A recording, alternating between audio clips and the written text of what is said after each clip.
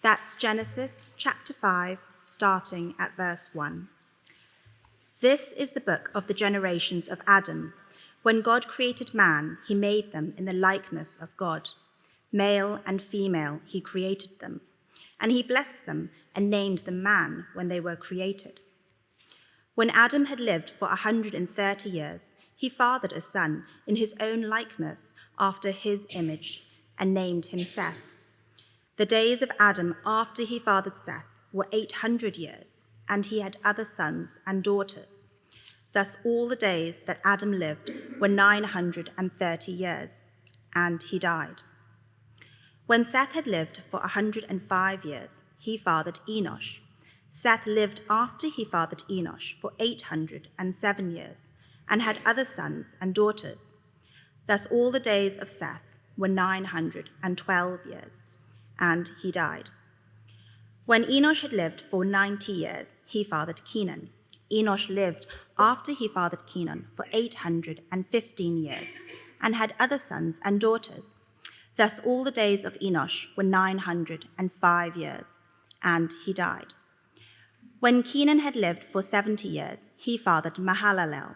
Kenan lived after he fathered Mahalalel for 840 years, and had other sons and daughters. Thus all the days of Kenan were 910 years, and he died. When Mahalalel had lived for 65 years, he fathered Jared. Mahalalel lived after he fathered Jared for 830 years, and had other sons and daughters. Thus all the days of Mahalalel were 895 years, and he died. When Jared had lived for 162 years, he fathered Enoch.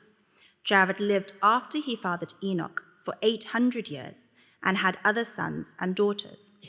Thus all the days of Jared were 962 years, and he died.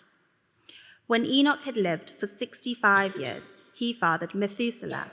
Enoch walked with God after he fathered Methuselah for 300 years, and had other sons and daughters. Thus all the days of Enoch were 365 years. Enoch walked with God, and he was not, for God took him. When Methuselah had lived for 187 years, he fathered Lamech. Methuselah lived after he fathered Lamech for 782 years, and had other sons and daughters. Thus all the days of Methuselah were 969 years, and he died.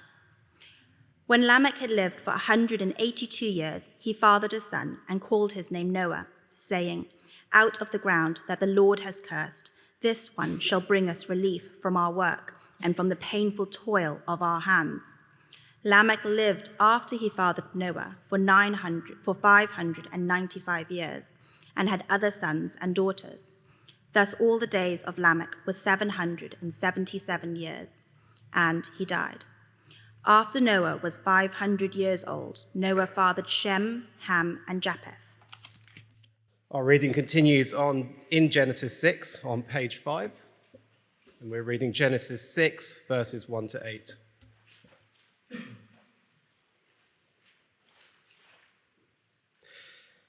When man began to multiply on the face of the land, and daughters were born to them, the sons of God saw that the daughters of man were attractive, and they took as their wives any they chose. Then the Lord said, "My spirit shall not abide in man forever, for he is flesh. His days shall be 120 years. The Nephilim were on the earth in those days, and also afterwards, when the sons of God came into the daughters of man, and they bore children to them. These were the mighty men who were of old, the men of renown. Then the Lord saw that the wickedness of man was great in the earth, and that every intention of the thoughts of his heart was only evil continually. And the Lord was sorry that he had made man on the earth, and it grieved him to his heart. So the Lord said, I will blot out man, whom I have created from the face of the land, man and animals and creeping things and birds of the heavens, for I am sorry that I have made them. But Noah found favor in the eyes of the Lord. Now, there are many reasons that men have a lower life expectancy than women. some of them involving power tools, fire, and perhaps a general overconfidence in their own abilities. But one is a general reluctance to go to the GP. A survey done a few years ago suggested that 9 in 10 men were unlikely to see a doctor unless they thought that the problem that they were facing was serious. But bodies are weird. Unless your arm is falling off, it can be quite hard to tell what's normal or abnormal, what's minor, or what could be symptomatic of a more serious problem. On a larger scale, the world is pretty weird too. There are times when it's pretty obviously broken. Wars, famines, or recently global pandemics. But even in times of relative stability, there are nagging symptoms. To varying degrees, all of our lives are touched by sickness, by death, and by wickedness. Whether we see it online, on the walk to work, or in our own homes, there is so much in this world that makes us say, it should not be this way. That's not quite right. But are these things that we see, like a little bit of flu, aches and pains that will pass in time as humanity gets more educated, more civilized, or more advanced? Or are these symptoms of something more serious? Today, we're going to be like 1 in 10 men and be sensible. This passage is going to take us on a trip to the doctors. Not just me, not just you, but the entire human race. Our world is going to the doctors to ask that scary question. How bad is it, doctor? And if it is serious, is there any hope? Now, Genesis 5 and 6 are like 2 parallel panels, 2 different investigations that the doctor is carrying out to see what is going on. And we're going to start with Genesis chapter 5. A long list of names might sound like an odd place to start a trip to the GP, but every good doctor starts a consultation by taking a medical history. What problems have you had? How about your parents or your siblings?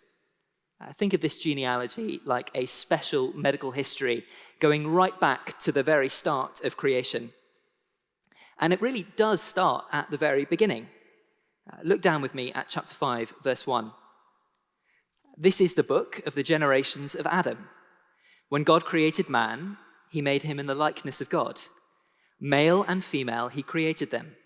And he blessed them and named them man when they were created.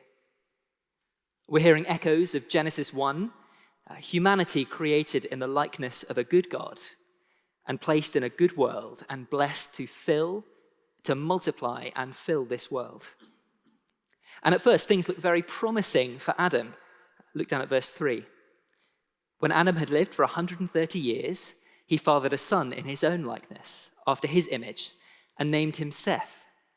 The days of Adam, after he fathered Seth, were 800 years, and he had other sons and daughters. Things are looking promising. He has kids that look like him in the image of God, and he's living an absolutely astonishing amount of time. It doesn't say how many sons or daughters he had in that time, but 800 years of fruitfulness must have resulted in some pretty packed Christmas lunches. But in verse 5, we come to the first blip in this otherwise happy medical history. Thus, all the days that Adam lived were 930 years, and he died. Adam's long life ends. But then, as we follow through the generations, we see that it's more than just a blip. Each of the long lives of these offspring of Adam ends in death. And he died, and he died, and he died, and he died, and he died. The doctor has very troubling news. The first part of his diagnosis of humanity. Humanity has death in the DNA. Death in the DNA. We're seeing here the consequences of humanity's sin. We were made for full and ongoing life in the presence of God, But the very first people chose instead to turn away from their loving God's kind rule and to go their own way. You can read more about it in Genesis 3. Our good God responded in the only way he could to this sort of rebellion, with right judgment. He cursed the good gifts of work and marriage that he gave us. But worst of all, we were thrown from the presence of our life-giving God, and so we die. They chose sin, and as we follow the medical history of humanity, we can see the tragic consequences. Adam was passing on his image, but as he passes on this image, he passes on a ticking time bomb. He died, and like father, like son, his children died. Their children died. We die. And so all the world and all of humanity and all of history is filled with death. Genesis 5 wants to help us feel the scale of the consequences of human sin. It affects every person of every generation in every place. Though those of us who've lost loved ones don't have the privilege, death is far easier to ignore in our modern world than in most of human history. We can sanitize it. We can pretend that it's natural. Pretend that it just happens to other people.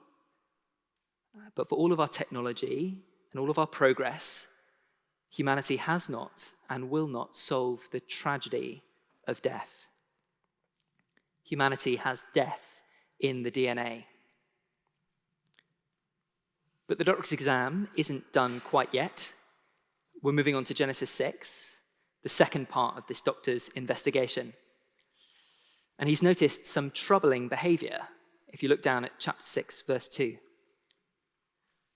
The sons of God saw that the daughters of man were attractive, and they took as their wives any they chose. It seems that in these early days, there were marriages between human women and sons of God, which is probably a Hebrew idiom meaning heavenly creatures.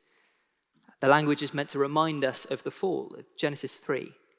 These angels saw something that was attractive or good and took it, just like Eve and the fruit in Genesis 3. As strange as it sounds to us, and it does sound strange, this behavior is rebellion against God. And it's rebellion that humanity are complicit in. These aren't one-off sexual encounters. They're marriages that would have needed the family's blessing. This is open and societal rebellion against God's wishes. But this troubling behavior is just the tip of the iceberg. Where does this sort of rebellious behavior come from? Well, the doctor gets out his stethoscope and he starts to listen to humanity's heartbeat. And what does he hear? Evil. Humanity doesn't just have death in the DNA, they have evil in the heart. That's the second part of the doctor's diagnosis today. Humanity has evil in the heart. Look down with me at verse 5. The Lord saw that the wickedness of man was great in the earth, and that every intention of the thoughts of his heart was only evil continually. It's a chilling diagnosis, expressed in a way that leaves absolutely no room for doubt. Every intention of the thoughts of his heart was only evil continually. Now, our first reaction might be, that sounds a bit harsh. Sure, there might be some people like that, but I've never killed anybody. I might not be perfect, but I do good things sometimes when I remember. But this verse doesn't mean that humanity is as bad as it could be. It's not saying that your sweet old granny is secretly a bank robber. In his kindness, God restrains us from being that bad. Instead, it is saying that at the core, humanity are rebels. Our hearts are set against God, the source of all goodness. And even our actions that look good are corrupted by that fact. I can't truly love my neighbor if I hate the God who is love. My dad started making sourdough in lockdown. And at some point in this procedure of culturing the starter again and again and again, his yeast starter went bad. Perhaps it was polluted by some bacteria, I don't quite know how. But from that point on, all the bread that he made tasted absolutely foul. He could have used the best Waitrose flour, the most precise cooking tools imaginable, the oven at the perfect temperature. But the yeast that he was using was bad, so it made bad bread. And just like that, evil hearts set against God produce actions corrupted by wickedness. If the hearts are bad, the actions are bad. Every intention of the thoughts of his heart was only evil continually, says Genesis. Humanity has evil in the heart. And just like death, that evil spreads. Imagine my dad had passed on his bad sourdough starter to me. All the bread that I made would have been rancid too. Remember all of those sons and daughters in chapter 5. This is what their hearts were like. Corrupted, evil hearts producing children with corrupted, evil hearts. So as humanity multiplies, as they're fruitful and fill the earth, the world is filled not with the glory of God, but with evil, with wickedness. It's very easy to look around our world and to blur out all of the rough edges. We can pretend that wickedness and evil are because of poverty or because of bad education or are limited to certain parts of society, whether you think that's the lowest or the highest. And it's the city dream, isn't it? To earn enough to move out of grimy London to a commuter village where nothing goes wrong and everyone's a good sort. But for one thing, that is a distinctly middle-class privilege. Most people don't have the luxury of going on Rightmove and sorting by low crime. In much of the world, conflict and violence are a daily reality. For another, it's nonsense to say that nicer neighborhoods are filled with good people. In those sorts of neighborhoods, crime just goes white collar. How much, I wonder, have the deceitful schemes of those living in leafy Surrey cost the British taxpayer? And just being honest with ourselves for a moment, which of us can look within without being confronted by desires which are not good? The writer Alexander Solzhenitsyn sums it up like this. Here is his reflection after 10 years in Soviet gulags, witnessing very real evil. The line separating good and evil passes not through states, nor between classes, nor between political parties either, but right through every human heart. Genesis 6 shows us that humanity has evil in the heart. And Genesis shows us this doctor's appointment because God wants us to be realistic about why the world is the way it is, filled with death and wickedness. The problem isn't a few bad apples, posh or poor. Death and wickedness is deep-rooted in every one of us. And we spread it to our children and wherever we move in the world. When we see the problems of this world, we need to think back to this doctor's appointment. Our world is sick because we are sick, it tells us. Humanity have death in the DNA and evil in the heart. But even more chilling than the doctor's diagnosis is God's reflection in verse 6. And the Lord was sorry that he had made man on the earth, and it grieved him to his heart. What is the Lord's response to seeing death and wickedness, the same death and wickedness that we see in the world? Grief. He hates it, like a doctor hates the cancer that he diagnoses. And God responds in exactly the way we should all want a good and just God to react to evil and death, with judgment. Look down at chapter 6, verse 7. So the Lord said, I will blot out man whom I have created from the face of the land, man and animals and creeping things and the birds of the heavens, for I am sorry that I have made them. You see, God is not content to look at the wickedness consuming the world. In right judgment, he commits to blotting it out. This is bitter medicine, but the radical problems of this world require radical treatment. And there's no doubt that this sort of judgment would solve the violence, the sin, and the brokenness of the world. The problem is that the source of that sin and violence is the human heart. We're a part of the disease that the doctor is treating. We are right in the firing line. If we really do have evil in the heart, we deserve judgment. But wonderfully, the consultation doesn't end there. The doctor doesn't kick us back out onto the street with that sadder news. The diagnosis is crushing, the medicine bitter, but the doctor, he has good news.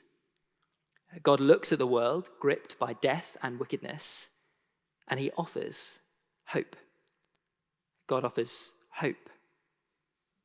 Now, there's a glimmer of hope that most people point out when they're reading this passage, that of Enoch. Flip back to chapter 5 and look down at verse 24, if you would. Enoch walked with God, and he was not, for God took him. After generations of death, Enoch doesn't die. It's not the focus of this chapter. You could always miss it amongst all the names and numbers. And afterwards, we go back to death, death, death. But it does show that our God is greater than death. Death is real. Death is terrible. But death doesn't have to be the end for those who walk with God. It's a minor note in this chapter, but the Bible's united witness is that God promises life to his people and not death. Death is not the end for those who trust Jesus. And if you're not familiar with that promise, if that's new to you, why not ask one of us here how we could be crazy enough to believe something like that? Enoch offers hope of personal salvation from death to all who trust God. But if we focus on him, there's a chance that we miss the even greater hope that is in view in this chapter. Hope for the world. God offers hope not just of personal salvation, but of a world without death and wickedness. And that hope is embodied in one man, Noah. Chapter 5 drives towards Noah. He's the only one in this passage whose name is explained, and it sounds like the Hebrew word for rest. And we don't have to guess what his dad Lamech meant when he called him rest. Look down at verse 29. And he called his name Noah, saying, out of the ground that the Lord has cursed, this one shall bring us relief from our work and from the painful toil of our hands. Lamech has grown up in a world of curse, the same sort of world that we've grown up in. And you can hear the yearning in his voice. We can imagine the sorts of things that he was thinking of as he held the baby Noah in his hands. You can imagine him thinking back over his long life in a world scarred by sin. Perhaps he thinks of the years of hard labor to eke a living out of the ground. The calluses, the blood, sweat, tears, and frustration. Perhaps he thinks of the groans of the people around him suffering in a world filled with violence, the cries of pain as his wife gives birth. Perhaps he thinks of those he's lost to the curse of death that stalks humanity. And as he thinks of his life in our cursed and sinful world, he looks at his son, Noah, and says, this one shall bring us relief. How did he know? We're not told. But somehow, Lamech saw that in the gift of this baby boy, God was offering hope of an end to the curse that this world experiences because of human sin. And Genesis seems to agree. After 10 generations of people dying or being taken, Noah's death isn't recorded. It's as if the chapter ends on a huge ... Read on to find out how this actually happens. And again in verse 6 of chapter 6, after the news of this catastrophic judgment that God will use to cleanse the world of wickedness, we get down to verse 8. But Noah found favor in the eyes of the Lord. Again, this passage confirms what Lamech was saying. Somehow, God will save Noah from this coming judgment. Somehow, Noah carries hope of a world without death and wickedness. The hopes of all humanity are pinned on Noah. Over the coming weeks, as we follow Noah's story, we're going to see God back up those promises of hope for the world. But for now, it won't have escaped your notice that Noah is long gone and the world is still broken. But that was true for the very first readers of this account too. As we'll see in the coming weeks, Noah's story is a foretaste of God's plan to cure this cursed world, which will only ultimately be achieved by the work of Jesus, like we've been singing about, the one who offers real and lasting rest. But for now, as we hear about this hope, it is worth dwelling on it. It's worth dwelling on God's offer of hope. This passage makes it clear that God is aware of the problems facing this world. He sees the pain caused by death and wickedness, and he's doing something about it. He's doing something far greater than we could even hope for or imagine. We're so used to curse, to wickedness and death, that it's hard to truly imagine a world without them. Can you imagine opening up a newspaper and seeing no evidence of war or crisis? Can you imagine seeing no stories of the vulnerable subjected to cruelty, no tragic stories of people taken before their time? London isn't a terrible place to live, but I'm sure all of us have had some hairier moments too. For some of us, perhaps that fear is a daily reality. But God is offering hope of a world where wickedness is truly gone. And death is horrible and terrible and wrong. And some of us, I know, are feeling the pain of loss. Some of us perhaps are living in fear of death for ourselves or for those we love. And even if we're not thinking of that, even the thought that death stalks the world is horrible. But God here is offering hope of a world without curse, which means a world without death. It's almost too good to be true. God is offering real and incredible hope. Now, we all go into doctor's appointments with expectations. How do the results of this one compare to what you thought about the world? Perhaps the problem is worse than you thought. And Genesis wants us to be realistic about the fact that death and wickedness are deep-rooted in us. Perhaps you need to take that seriously. We're the reason that the world is broken. But against that bleak backdrop, I hope this passage has left us with far more hope. God isn't just about making individual lives better, about helping us to cope with the broken world, or even just about giving life after death, although those things are wonderfully true. If we trust the God of the Bible, we have permission to hope for far more, for a world without curse, without sin, and without death, because that is the scale of God's plans. In our daily lives, we can look at death and at wickedness, at frustration and painful toil, and think, it will not always be this way. Next week, we're going to think about, can God back up that promise? But for now, let me pray.